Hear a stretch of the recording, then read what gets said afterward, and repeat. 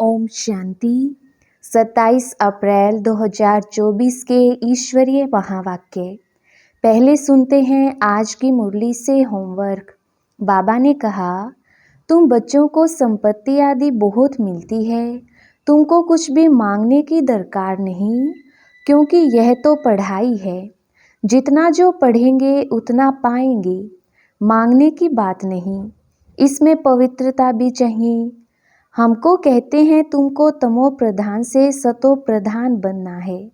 बाबा ने समझाया है, हियर नो इविल। मनुष्यों को पता नहीं है कि यह किसने कहा है। पहले बंदर का चित्र बनाते थे। देह सहित देह के सभी धर्मों को छोड़ो, अपने को आत्मा निश्चय करो। अब बाप पवित्र होने की युक्ति बताते हैं। बेहद के बाप को याद करो। अभी बाप कहते हैं सतो प्रधान बनना है, तो मामेकम याद करो। जितना याद करेंगे तो कट निकलती जाएगी, खुशी का पारा चढ़ेगा और कशिश होती रहेगी। और अब सुनते हैं ईश्वरीय महावाक्य विस्तार से। ओम शांति। मुरली का सार। मीठे बच्चे, तुम आए हो बाप से हेल्थ, वेल्थ, हैप्पीनेस का वर्षा लेने। ईश्वरीय मत पर चलने से ही बाप का वर्षा मिलता है। प्रश्न, बाप ने सभी बच्चों को विकल्प जीत बनने की युक्ति कौन सी बताई है? उत्तर, विकल्प जीत बनने के लिए अपने को आत्मा समझ भाई भाई की दृष्टि से देखो। शरीर को देखने से विकल्प आती हैं, इसलिए भ्रिकुटी में आत्मा भाई को देखो। पावन बनना है तो यह दृष्टि पक्की रखो। निरंतर पतित पावन बाप को याद करो। याद से ही कट निकलती जाएगी, खुशी का पारा चढ़ेगा और विकल्पों पर विजय प्राप्त कर लेंगे। ओम शांति। शिव भगवानुवाच अपने सालिग्रामों प्रति। शिव भगवान है तो जरूर शरीर होगा, तब तो वाच होगा। बोलने के लिए मुख जरूर चाहिए, तो सुनने वालों को भी कान जरूर चाहिए। आत्मा को कान मुख चाहिए। अभी तुम बच्चों को ईश्वरीय मत मिल रही है, जिसको राम मत कहा जाता है। दूसरे फिर हैं रावण मत पर। ईश्वरीय मत और आसुरी मत। ईश्वरीय मत आधा कल्प चलती है। बाप ईश्वरीय मत देकर तुमको देवता बना देते हैं, फिर सतयुग त्रेता में वही मत चलती है। वहाँ जन्म भी थोड़े हैं, क्योंकि योगी लोग हैं। और द्वापर कलयुग में है रावण मत। यहाँ जन्म भी बहुत है, क्योंकि भोगी लोग हैं, इसलिए आयु भी कम होती है। बहुत संप्रदाय हो जाती है और बहुत दुखी होती हैं। राम मत वाले फिर रावण मत से मिल जाती हैं, तो सारी दुनिया की रावण मत हो जाती है। फिर बाप आकर सबको राम मत देते हैं। सतयुग में है राम मत, ईश्वरीय मत, उसको कहा जाता है स्वर्ग। ईश्वरीय मत मिलने से स्वर्ग की स्थापना हो जाती है आधा कल्प के लिए। वह जब पूरी होती है तो रावण राज्य होता है, उसको कहा जाता है आसुरी मत। अब अपने से पूछो, हम आसुरी मत से क्या करते थे, ईश्वरीय मत से क्या कर रहे हैं? आगे जैसे कि नरकवासी थे, फिर स्वर्गवासी बनते हैं शिवालय में। सतयुग त्रेता को शिवालय कहा जाता है। जिस नाम से स्थापना होती है तो जरूर उनका नाम भी रखेंगे, तो वह है शिवालय, जहाँ देवता रहते हैं। रचयिता बाप ही तुमको यह बातें समझा रहे हैं। क्या रचते हैं वह भी तुम बच्चे समझते हो। सारी रचना इस समय उनको बुलाती है, हे पतित पावन व हे लिबरेटर, रावण के राज्य से व दुख से छुड़ाने वाले। अभी तुमको सुख का मालूम पड़ा है, तब इसको दुख समझते हो, नहीं तो कई इसको दुख थोड़ी समझते हैं। जैसे बाप नॉलेजफुल है, मनुष्य सृष्टि का बीज रूप है, तुम भी नॉलेजफुल बनती हो। बीज में झाड़ की नॉलेज होती है ना, परंतु वह है जड़। अगर चैतन्य होता तो बता देता। तुम चैतन्य झाड़ के हो इसलिए झाड़ को भी जानते हो। बाप को कहा जाता है मनुष्य सृष्टि का बीज रूप, सतचित आनंद स्वरूप। इस झाड़ की उत्पत्ति और पालना कैसे होती है यह कोई नहीं जानती। ऐसे नहीं नया झाड़ उत्पन्न होता है, यह भी बाप ने समझाया है। पुराने झाड़ वाले मनुष्य बुलाते हैं कि आकर रावण से लिबरेट करो, क्योंकि इस समय रावण राज्य है। मनुष्य तो ना रचयिता को ना रचना को जानती। खुद बाप बतला रही हैं, मैं एक ही बार हेवन बनाता हूँ, हेवन के बाद फिर हेल बनता है। रावण के आने से फिर वाम मार्ग में चले जाती हैं।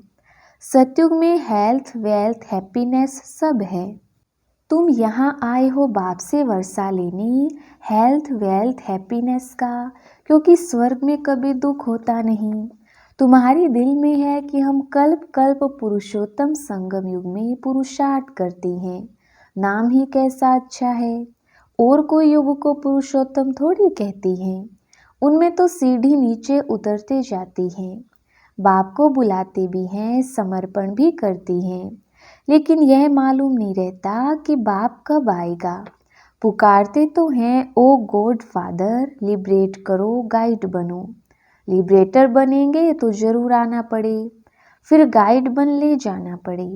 बाप बच्चों को बहुत दिनों के बाद देखते हैं तो बड़ा खुश होते हैं। वह है हद का बाप, यह है बेहद का बाप। बाबा क्रिएटर है, रच करके फिर उनकी पालना भी करती हैं। पुनर्जन्म तो लेना पड़ता है। किसको 10 किसको 12 बच्चे होते हैं, परंतु वह सब हैं हद के सुख जो काग विष्टा के समान है। तमो प्रधान बन जाते हैं। तमो प्रधान में सुख बहुत थोड़ा है। तुम सतो प्रधान बनती हो तो बहुत सुख होता है। सतो प्रधान बनने की युक्ति बाप आकर बताते हैं। बाप को आलमाइटी अथॉरिटी कहा जाता है। मनुष्य समझते हैं गॉड आलमाइटी अथॉरिटी है तो जो चाहे सो कर सकती हैं, मरे को जिंदा कर सकती हैं।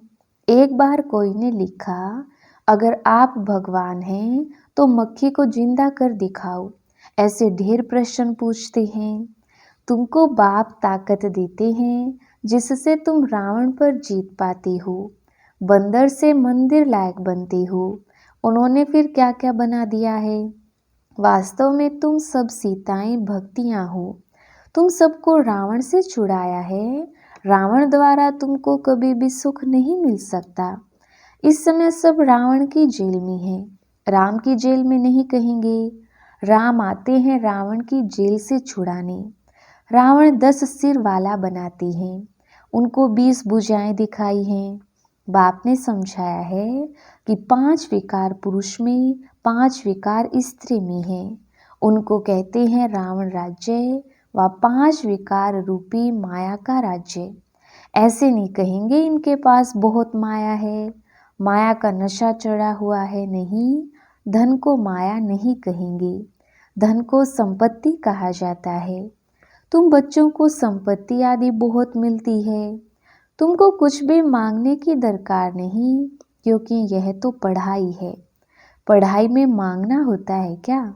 टीचर जो पढ़ाएंगे वह स्टूडेंट पढ़ेंगे, जितना जो पढ़ेंगे उतना पाएंगे। मांगने की बात नहीं, इसमें पवित्रता भी चाहिए। एक अक्षर की भी वैल्यू देखो कितनी है, पद्मा पदम। बाप को पहचानो, याद करो। बाप ने पहचान दी है, जैसे आत्मा बिंदी है वैसे मैं आत्मा भी बिंदी हूँ। वह तो एवर पवित्र है, शांति ज्ञान पवित्रता का सागर है। एक की ही महिमा है, सबका पोजीशन अपना अपना होता है। नाटक भी बनाया है कण कण में भगवान। जिन्होंने नाटक देखा होगा वह जानते होंगे। जो महावीर बच्चे हैं उनको तो बाबा कहते हैं तुम भल कहाँ भी जाओ, सिर्फ साक्षी हो देखना चाहिए। अभी तुम बच्चे राम राज्य स्थापन कर रावण राज्य को खलास कर देते हो। यह है बेहद की बात। वह कहानियाँ हद की बना दी हैं। तुम हो शिव शक्ति सेना, शिव आलमाइटी है ना। शिव की शक्ति लेने वाले शिव की सेना तुम हो, उन्होंने भी फिर शिव सेना नाम रखा है। अब तुम्हारा नाम क्या रखें? तुम्हारा तो नाम रखा है प्रजापिता ब्रह्मा कुमार कुमारियाँ। शिव की तो सभी संतान हैं, सारी दुनिया की आत्माएं उनकी संतान हैं। शिव से तुमको शक्ति मिलती है। शिव बाबा तुमको ज्ञान सिखाते हैं, जिससे तुमको इतनी शक्ति मिलती है जो आधा कल्प तुम सारे विश्व पर राज्य करते हो। तुम्हारी यह है योग बल की शक्ति और उन्हों की है बाहुबल की।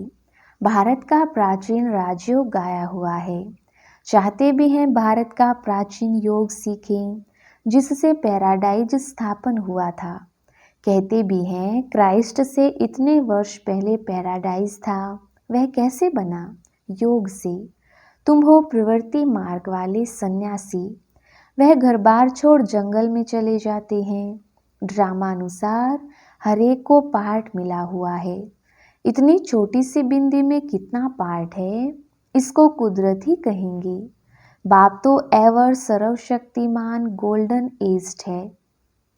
अभी तुम उनसे शक्ति लेते हो, यह भी ड्रामा बना हुआ है। ऐसे नहीं कि 1000 सूर्यों से तेजों में है। वह तो जो जिसका भाव बैठता है तो उस भावना से देखती हैं। आंखें लाल लाल हो जाती हैं। बस करो, हम सहन नहीं कर सकते। बाप कहते हैं वह सब भक्ति मार्ग के संस्कार हैं। यह तो नॉलेज है, इसमें पढ़ना है। बाप टीचर भी है, पढ़ा रहे हैं। हमको कहते हैं तुमको तमो प्रधान से सतो प्रधान बनना है। बाबा ने समझाया है हियर नो इविल। मनुष्यों को पता नहीं है कि यह किसने कहा है। पहले बंदर का चित्र बनाते थे, अभी मनुष्यों का बनाते रहते हैं। बाबा ने भी नलिनी बच्ची का बनाया था। मनुष्यों को भक्ति का नशा कितना है? भक्ति का राज्य है ना। अभी होता है ज्ञान का राज्य, फर्क हो जाता है। बच्चे जानते हैं बरोबर ज्ञान से बहुत सुख होता है, फिर भक्ति से सीढ़ी नीचे उतरती है।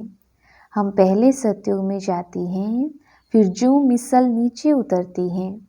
1250 वर्ष में 2 कला कम होती है।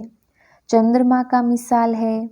चंद्रमा को ग्रहण लगता है, कलाएं कम होने लगती हैं, फिर धीरे धीरे कलाएं बढ़ती हैं तो 16 कला होता है। वह है अल्पकाल की बात। यह तो है बेहद की बात। इस समय सभी पर राहु का ग्रहण है। ऊंचते ऊंच है बृहस्पति की दशा, नीचे में नीचे है राहु की दशा। एकदम देवाला निकाल देती हैं। बृहस्पति की दशा से हम चढ़ते हैं। वह बेहद के बाप को जानते नहीं हैं। अब राहु की दशा तो सब पर बरोबर है, यह तुम जानते हो और कोई नहीं जानती। राहु की दशा ही इंसॉल्वेंट बनाती है। बृहस्पति की दशा से सॉल्वेंट बनती हैं। भारत कितना सॉल्वेंट था? एक ही भारत था। सतयुग में राम राज्य पवित्र राज्य होता है, जिसकी महिमा होती है। अपवित्र राज्य वाले गाते हैं मैं निर्गुण हारे में कोई गुण नहीं। ऐसी संस्थाएं भी बनाई हैं, निर्गुण संस्था। अरे ये तो सारी दुनिया निर्गुण संस्था है, एक की बात थोड़ी है। बच्चों को हमेशा महात्मा कहा जाता है। तुम फिर कहते हो कोई गुण नहीं। यह तो सारी दुनिया है जिनमें कोई गुण ना होने के कारण राहु की दशा बैठी है। अब आप कहते हैं दे दान तो छूटे ग्रहण। अब जाना तो सबको है ना। देह सहित देह के सभी धर्मों को छोड़ो, अपने को आत्मा निश्चय करो। तुमको अब वापिस जाना है। पवित्र ना होने के कारण वापिस कोई जा ना सके। अब बाप पवित्र होने की युक्ति बताते हैं। बेहद के बाप को याद करो। कई कहते हैं बाबा हम भूल जाते हैं।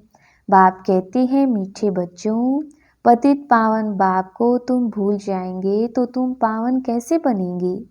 विचार करो कि यह क्या कहते हो। जानवर भी कभी ऐसे नहीं कहेंगे कि हम बाप को भूल जाते हैं। तुम क्या कहते हो? मैं तुम्हारा बेहद का बाप हूँ। तुम आए हो बेहद का वर्षा लेने। निराकार बाप साकार में आए तब तो पढ़ाई, अभी बाप ने इसमें प्रवेश किया है। यह है बाप दादा, दोनों की आत्मा इस भ्रकुटी के बीच में है। तुम कहते हो बाप दादा, तो जरूर दोनों आत्माएं होंगी, शिव बाबा और ब्रह्मा की आत्मा।